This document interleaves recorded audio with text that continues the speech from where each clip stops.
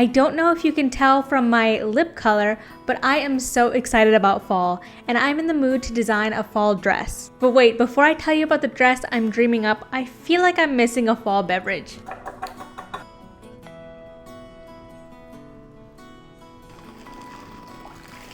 That's better. This is an iced coffee with what is supposed to be a dairy-free pumpkin cold foam, but the cold foam didn't foam, so I'm gonna have to come back to this recipe. Anyway, let me tell you about this dress that I've been thinking about. So I feel like fall is a time that we return to the classics, and that's why I wanted to use this denim chambray fabric from Blackbird Fabrics. It's actually a linen cotton blend, which means that it should breathe really nicely, but it shouldn't be as wrinkly as if it was 100% linen. And as for the design of the dress, I kept coming back to these images of these girls layering a dress over a t-shirt, and I love this combo because it feels effortless yet a little bit playful. So those are the words that I kept coming back to as I was designing this dress: classic, effortless, and playful. But when I've been designing lately, I've really enjoyed adding one element of fabric manipulation to my designs, and that's when I came across this image on Pinterest. At first I didn't want to copy it exactly, but I kept sketching yesterday and I could not come up with a design that I liked more than this. And I couldn't find where this dress came from. It looks vintage to me, so I think my dress will turn out a little bit different from this dress just because I'm not able to look at product images and copy it to a T, but that was never my intention anyway. I just really love the Pintucks across the front with no waist seam. I just think it's kind of a subtle flex that this is one continuous piece of fabric for the front panel and probably the back panel as well. Today, I'm going to drape the base pattern, which would be the top portion of the dress with no pintucks, and make sure I like all that, and then I will add the pintucks to my pattern and go from there. The reason why I'm only draping the top portion of this dress is because that's the only part of this dress that needs to fit. The rest of the dress should flare out enough to fit me, and also I didn't want to add a closure to this dress, so I wanted to make sure that this design would easily pull over my head. In order to make that even easier and give myself a wider circumference, I designed the back neck opening to be rather low. So after I did all that, I cleaned up my pattern and sewed a muslin sample. Okay, so this is my first draft muslin. I just wanted to do the top portion because I wanted to make sure it was easy to pull over my head, and it was. And I actually really like this shape. It's a pretty simple bodice and design that I was going for. I wanted the bodice to be kind of flat because after the Pintucks release, it'll flare out. And the armholes are a little bit loose, but that's actually what I was going for. I wanted sort of an overall type of style. And I actually think the back is perfect. I don't have any complaints there. The only thing is I want to raise this center front neckline by just a ½ inch so it's like a little bit cuter of a shape. I think that's me being a little bit picky though, but overall I really like where it hits. I think from the original picture maybe the shoulder seam is moved a little bit, but I think for my frame I kind of like where this shoulder is hitting. So yeah, I'm gonna go ahead and make that adjustment and start doing the pattern making for the Pintucks. And I am starting to get a little bit nervous on if I have enough fabric. I had ordered 2 meters of fabric before I came up with this design, so I'm hoping it'll work out. Okay, so it's the next week and a couple things have happened. First, I pre-washed my fabric and it's dried and it's basically prepared for me to iron it. And since it's a linen cotton blend, it is so important to pre-wash, so that's already done. And next, I went ahead and sewed some Pintuck samples to try to get an idea of what this was gonna look like when completed, because I don't really want to make a muslin for this, even though I typically recommend and usually make a muslin for all the dresses that I make. But for this design, it would just be so much work to sew all the Pintucks for the sample and then sew them again for the real one. So for the first Pintuck sample. I sewed them 1 1/4 inch apart, and then I wasn't really feeling that, so I tried sewing them 1 inch apart, and I still wasn't really enthused about this, and I also don't think that this looks that much like the inspo. So then I tried sewing them 3/4 inch apart, and this got me super excited. I just love the way this looks and the way it kind of flares out. I think this is gonna look so cool. So I went ahead and finalized my pattern, and I think I want to insert a clip of how I got my pattern ready. So I'm gonna try to explain this very quickly because I don't want this video to get too long, but basically what I'm doing is slashing and spreading my pattern in Illustrator. This is a fake bodice piece, by the way, so if you copy it, you're not getting the real shape of my pattern. But anyway, first I'm going to place all my lines where I want to have pin tucks, and then I'm going to use the shape builder tool to digitally cut or slash my pattern apart. Next, I'm going to go into my preferences and change my keyboard increments to be 1/4 inch. And now I'll spread my pattern by just moving my pattern pieces apart and tapping my keyboard twice to make them a 1/2 inch apart, because we want 1/4 inch on either side of the fold to create our tucks. To finalize my pattern, I just removed the interior lines and joined all my cut pieces together, and then marked the center of all my pin tucks. So this is how it looked in the end. And actually I went ahead and made a mock-up in Illustrator of the dimensions of my fabric and the dimensions of my pattern, and just wanted to see if I had enough fabric to make what I was envisioning, and theoretically I should. And I've decided for no particular reason that I want to finish this dress to bring it on my quick trip to San Francisco to wear it there. Do you guys do this where you have a project in mind and then you arbitrarily assign a due date for yourself that's based on a trip? Or sometimes I'll do this based on a party, like I'll hang up things before people come over. It's really goofy sometimes, but I think that this will be a really good debut of the dress because the weather in San Francisco is supposed to be really nice and chilly, so I can layer it up and I won't get too hot.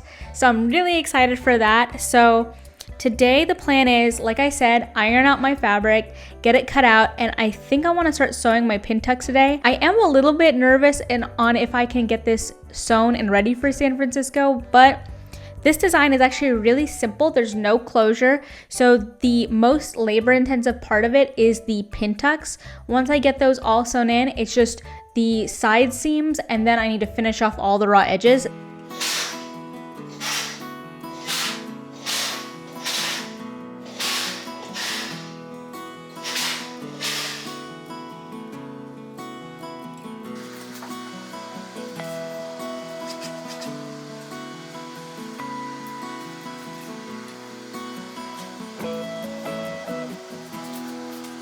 So I had said that in theory I have enough fabric.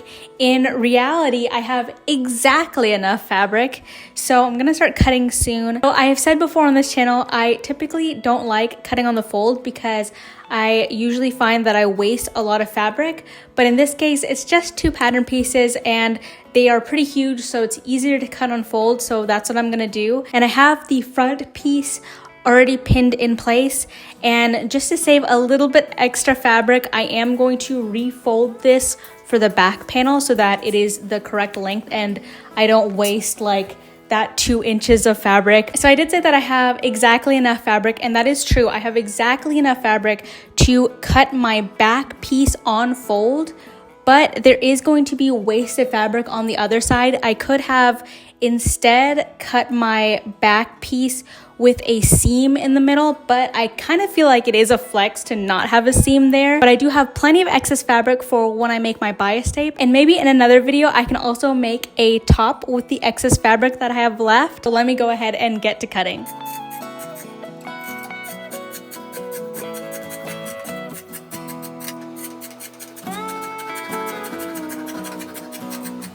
Good morning! Today is going to be a full sewing day. I'm really excited to get into it. I wanted to start sewing yesterday actually, but I didn't realize how long it was going to take to mark the pintucks on my fabric, and I spent so much time meticulously marking my pintucks only to realize I was marking them on the wrong side. So I need to be marking them on this side where it's this darker blue color. And the problem with that is my fabric marking pen doesn't really show up very well on that color. So I kind of gave up for yesterday. But today I want to try the wax chalk that I typically use because it'll go away with heat.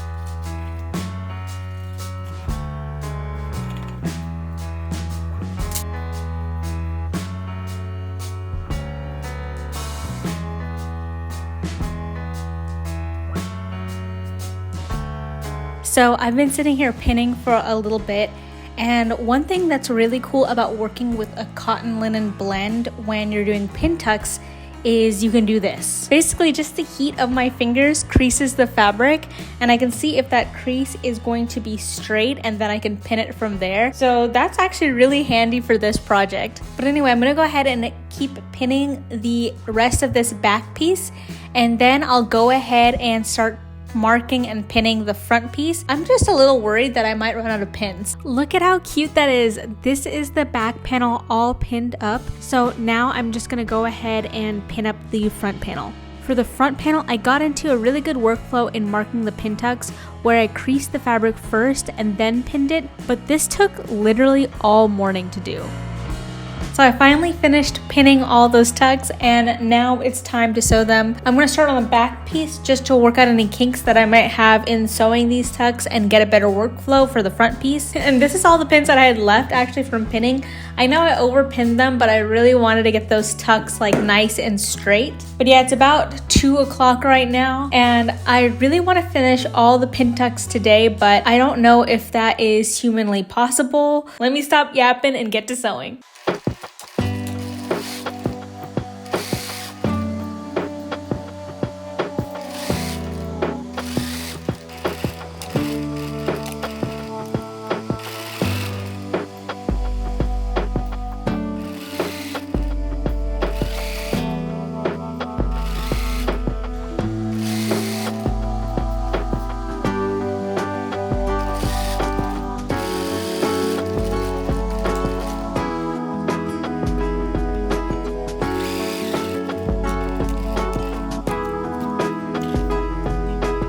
Here's how the back panel looked right after sewing, and here's how it looked after I pressed it. Some of these tucks didn't come out as nice as I wanted them to, so I'm gonna correct them a couple at a time. First, I'll correct these two. Okay, I corrected those two. Now this one and this one bother me. Okay, after correcting all the pieces that I wanted to on the back, now it's time to start on the front piece.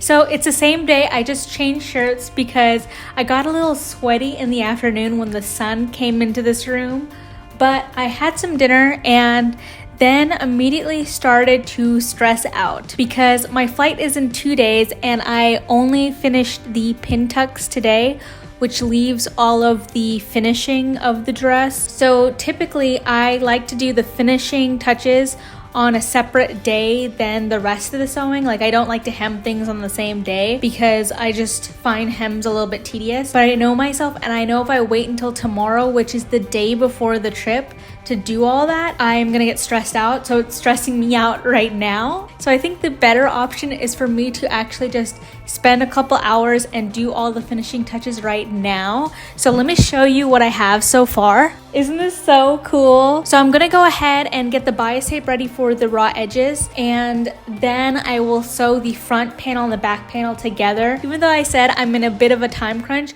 I don't want to sacrifice any of the finer details.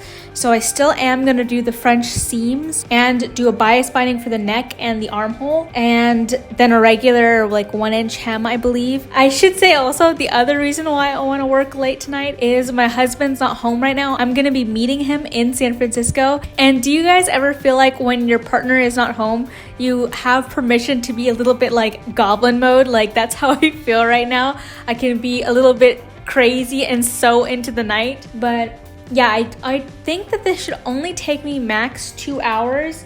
It's about 7 o'clock right now, so we'll see. The lighting also might get kind of bad because I really rely on this window. But yeah, bear with me. I gotta finish this tonight.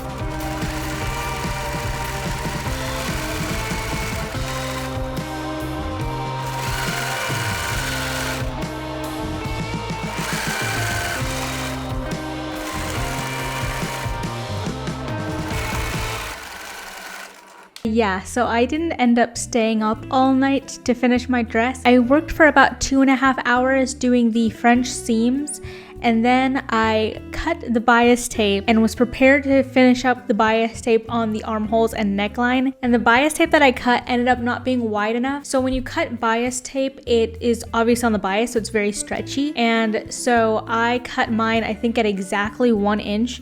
And then when it stretched out, it was like 3/4 inch. So it wasn't usable basically. And at that point, it was like 9 p.m. So I was like, I had better go to sleep and finish this tomorrow. I actually ended up using Stitch in the Ditch to finish up the neckline because I wanted to try it out. It is kind of difficult to do. Basically, if you don't know what Stitch in the Ditch is, you have to line up your stitches exactly underneath the bias tape on one side, and it needs to catch on the back side, and theoretically you won't see the stitches, and that's what I wanted to use it for. But my Stitch in the Ditch didn't come out that good. It's really hard to do on curves, and I was doing it on the neckline, so I did my best. I don't think it looks too bad actually, but because it took so long, I did just a regular bias tape with a top stitch on the edge for the armholes. But yeah, I'm pretty happy with how it came out. And then I ended up doing 2 inches folded up twice for the hem. I am really happy with how that fixed the drape of the dress, because the biggest difference between this dress and my inspiration picture is the inspiration picture, I believe, uses a heavier weighted denim, and so it has a like stiffer drape to it, and this fabric is so flowy, which typically I really like, but I felt like it wasn't coming together until I did the hem. And then I was like, okay, actually this looks pretty good. It is kind of different than other things that I've designed. I think I, like most millennials, are pretty stuck with the like cinched in waist look, and this does not do that. But I think it looks like structural and cool, and I will show you the reveal in San Francisco. But now I really need to pack. I hope you like this video. Sorry it got a little bit chaotic at the end, but I hope you enjoy the reveal.